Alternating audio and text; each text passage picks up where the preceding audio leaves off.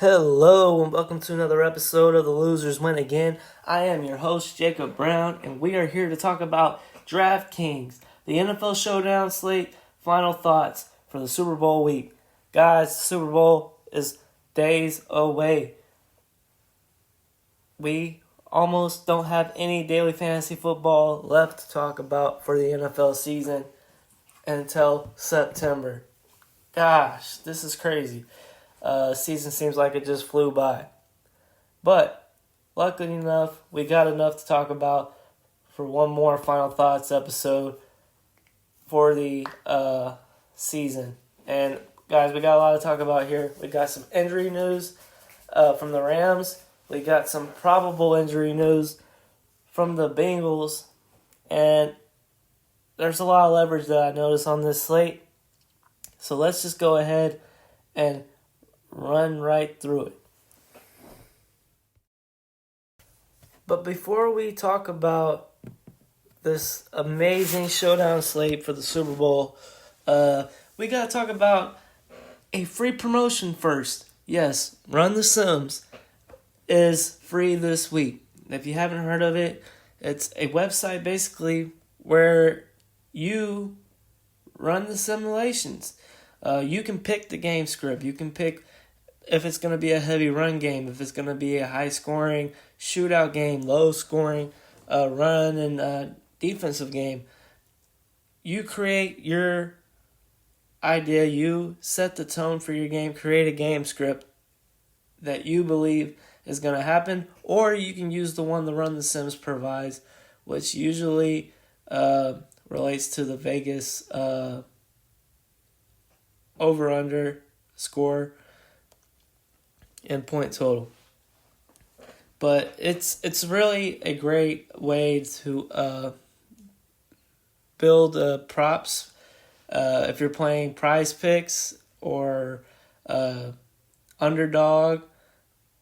That's a perfect way because they have projections for the players. They got the yards they're supposed to get. They got the receptions they're supposed to get. And it really helps you build your props, helps you build showdown lineups, and it also helps build classic Draftkings lineups, which if you like what you see on Run the Sims with the free trial, maybe it's something you might want to try next season when we're starting up NFL once again. But yes, this trial is free all the way up to the end of Super Bowl Sunday. So just give it a try. What's something free gonna hurt? Not much if you ask me. But let's go ahead and move on to the Super Bowl slate.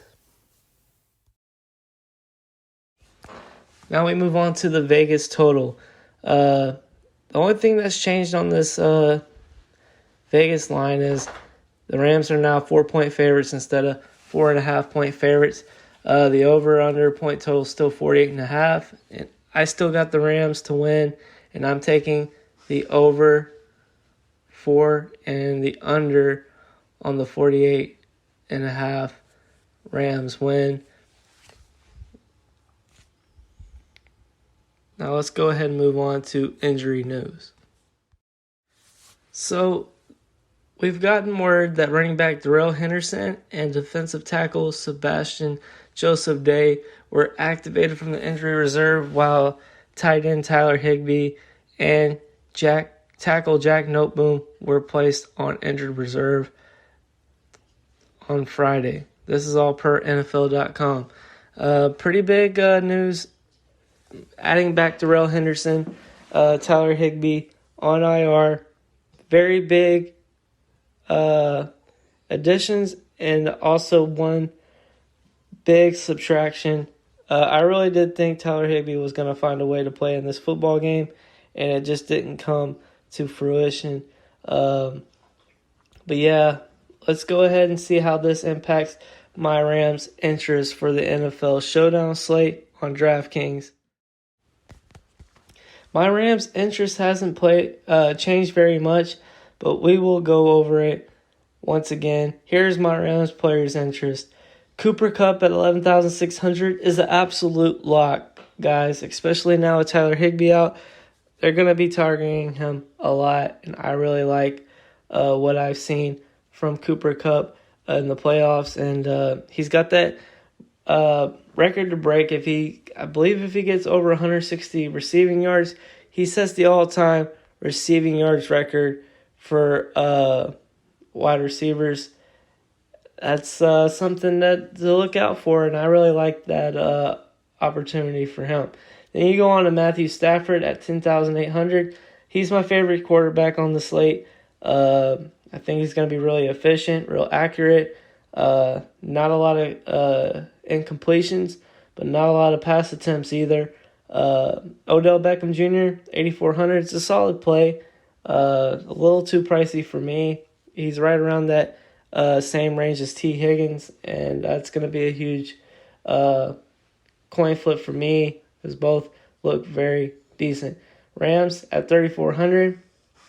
I've said this all week long to prepare this showdown slate, the Rams D versus the Bengals online. Seems like a huge mismatch, and I'm hammering the Rams D as much as I can. Cam Akers at 6,400. Yeah, he's still a good play, even with Darrell Henderson coming back. I think Darrell Henderson coming back affects Sony Michel more than it does Cam Akers. But we could be wrong. I mean, Darrell Henderson looked very good throughout the regular season. Who's to say that he won't come back and take a big role for the Super Bowl? Then we move on to Van Jefferson, and he's at 5,200. And right now, Saturday, he is my favorite leverage play. I can't get off of him. I can't quit him. I really like him over Odell Beckham Jr. I like him a little less than Tyler Boyd, but if you're doing the strategy that I'm doing, which is at least for my small field single entry, I'm doing 5v1 Rams, and I'm willing to leave tons of salary on the table to get Van Jefferson into my lineups. Then we move on to Kendall Blanton at 4,600. He's a solid play. I think he's a little too pricey though. Just from the production he's had without Tyler Higbee on the field, it seems a little too much. But he is a solid play. I think he's only a large field GPP play. Matt Gay, he's becoming a good leverage play. I'm not sure why, but I've looked at a couple of different sites with ownership, and he's starting to look better and better as we get closer and closer to the Super Bowl. Darrell Henderson at 1,600. Like I said before, I think he's going to take Sony Michel's role. Sony Michel looks to be completely out of my player pool as of right now. And then Ben Skowronek, we said if Higbee got rolled out, we would like Skowronek a little more. He's still not a single entry play for me, but he is someone I have a lot of interest in the large field GPP player pool. And that does it for my Rams players' interest. Really hammering 5v1 Rams. A lot of good leverage plays on the Rams side. Let's go ahead and move on to the Bengals injury report. And no surprise, our Bengals injury news is very positive. CJ Uzomah's knee looks to be probable to play. Cincinnati Bengals coach Zach Taylor was asked Friday about Uzomah's progress in returning from a knee injury, and Taylor said it's been as good as we could have hoped, and we expect him to play on Sunday. This is according to Bengals team reporter Marissa Contepelli, and this is also per NFL.com. Yeah, I really thought he was going to find a way to play, just the way he was talking in his press conferences all week. It seemed like he was going to find a way to play, which this is awesome. I'm happy he's got an opportunity to play. But we'll get into that, to him, and even more on the Bengals player interest. Evan McPherson, 4,000 is a large field GPP play for me only. CJ Uzoma at 4,400. Still questionable to play, but seems probable, is also a large field GPP play for me. Just due to the fact he's injured and the price point is a little too high for me to want to take a risk.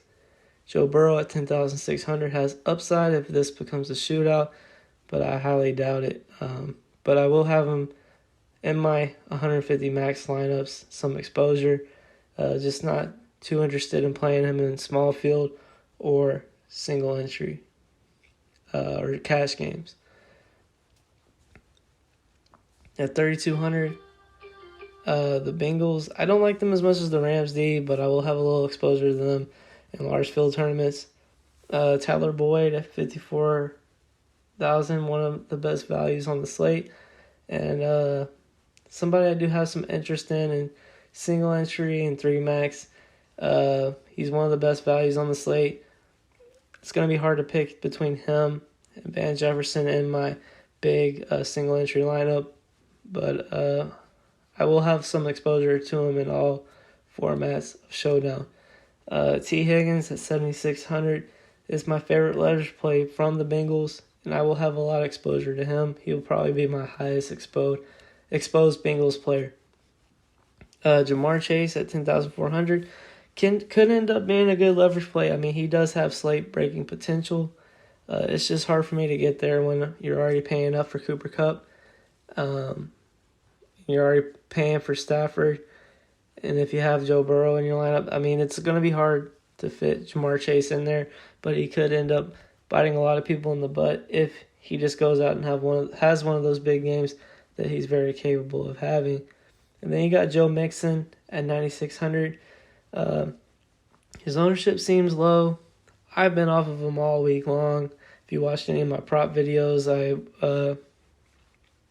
talked down on him pretty hard for this game. And I don't think I'm going to get to him very much. And even in my 150 max lineups, I don't know if I'll get to Mixon very much. The price point is just a little off. Would rather go down to guys like Odell and T. Higgins or go up to guys like Cooper Kupp and Matthew Stafford. But yeah, that's my Bengals player interest. And we're going to move on to our top captain plays. For our top captain plays, we got Cooper Kupp here. And I really do think he's one of the best plays on the slate overall. If you want to roster him in captain, if you want to have him in flex, it's just hard not to roster him at this price point. It's one of the best price points we've seen him have in a long time. And I really like what I see there. T. Higgins is by far my favorite play on the Bengals, and he is by far one of the best leverage plays on the slate. I'm going to have a lot of him at captain. Really excited to play him in my lineups. Then we move on to Cam Akers, and he's one of my kind of scary captain plays. I really want to see what he ends up getting in a workload now that Darrell Henderson's back. I think Darrell Henderson's going to affect Sony Michel's workload more than Cam Akers, but we got to wait and see. I mean, it's the Super Bowl. They're going to pull out all the stops. And I mean, if Bengals defense is preparing more of Cam Akers than they are Darrell Henderson, I mean, things could change. Going to move on to the Rams defense.